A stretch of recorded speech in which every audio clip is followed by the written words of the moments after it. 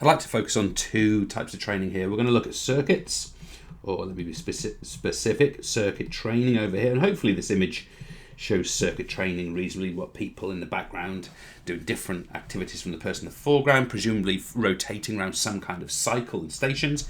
And we're also going to have a look at weight training.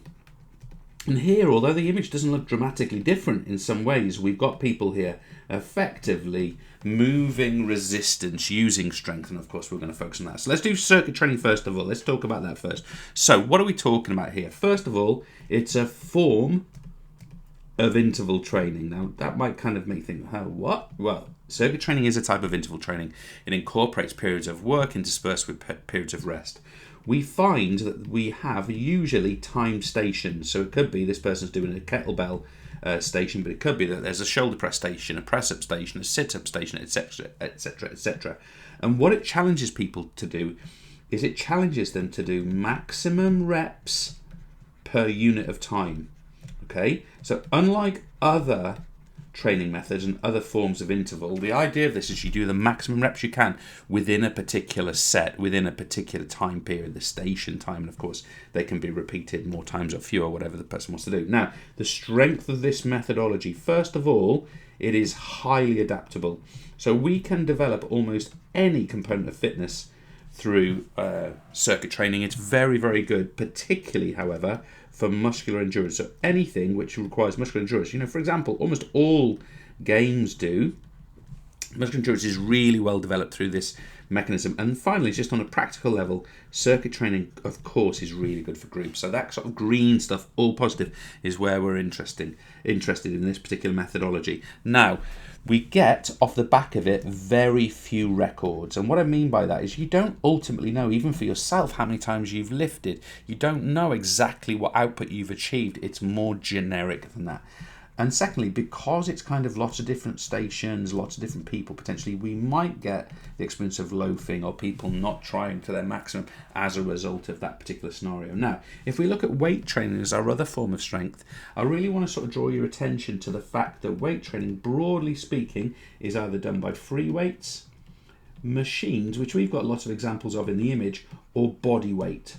Okay, so all of these would be examples of resistance training, weight training, but you've also got things like dynabands and therabands that can produce resistance for a different kind. Let me actually put them in. I'll write that in here. Therabands as an example. And I'm including in things like free weights, things like bars, dumbbells, kettlebells, or medicine balls. All of that sort of stuff is incorporated that sort of notion of free weights. So a couple of things I want to stress to you before we look at the strengths and the weaknesses of this. First of all, if we're interested in max strength, okay, so really looking to increase that maximum strength output, let's just look at a sort of like fit principle applying to that. We would expect there to be something like 4 to 8 sets. Remember, sets and reps, which I'm going to come to in a second, are a form of time. We would expect there to be between 1 and 6 reps. So, for example, it might be that someone does 4 sets of 5 repetitions, and we would expect the resistance to be greater than 90% of 1 rep max, of 1 repetition max. So we're talking about lifting heavy weights, but not too many repetitions. For what type of athlete? For max strength. This might be someone like a power lifter. This might be someone like a forward in rugby union, for example. But we also get a different format for what we might loosely refer to as strength endurance. Okay, strength endurance. Think about people, and this obviously goes very close to the muscular endurance notion over here, but strength endurance, we tend to get a different structure. 2 to 4 sets, so something like 3 sets would be typical. We'd get 12 to 15 reps, and sometimes higher, can be to exhaustion. 21s are actually very common. And as a standard guide, we might be expecting something in the region of 70% of 1 repetition max. So I want you to be able to differentiate between weight training done for maximum strength and weight training effectively done for endurance, strength, endurance. Now, we could talk about type here, but type in weight training really comes from the fact there's such variety in the kinds of lifts. Now, I simply want to give the positives of weight training. There are a couple of negatives, but it's so popular, it's so broad-ranging that actually weight training it's pretty positive. So, what's it good for? It increases strength. Well, that is absolutely vital in so many different sporting performances. It increases power, certainly if added into sort of plyometric type movements. Also, it increases up arrow resistance to injury. Now, one of the key factors of this is that strength training also strengthens the skeletal system. It also strengthens the connective tissues like tendons and ligaments. So strength training is really good for warding off injury, preventing injury.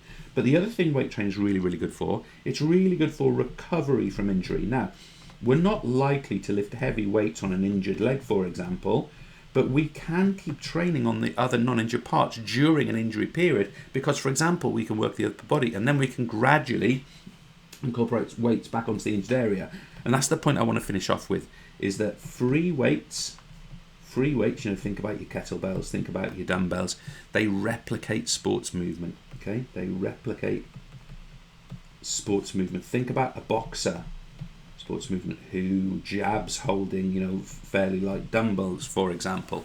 Think about a tennis player who swings at the hip to throw a medicine ball against the wall, for example. These are excellent examples of free weights being used to replicate sporting activities. So that, I hope, gives you a good insight into at least the basics of strength training through circuit training and through weight training. Thank you.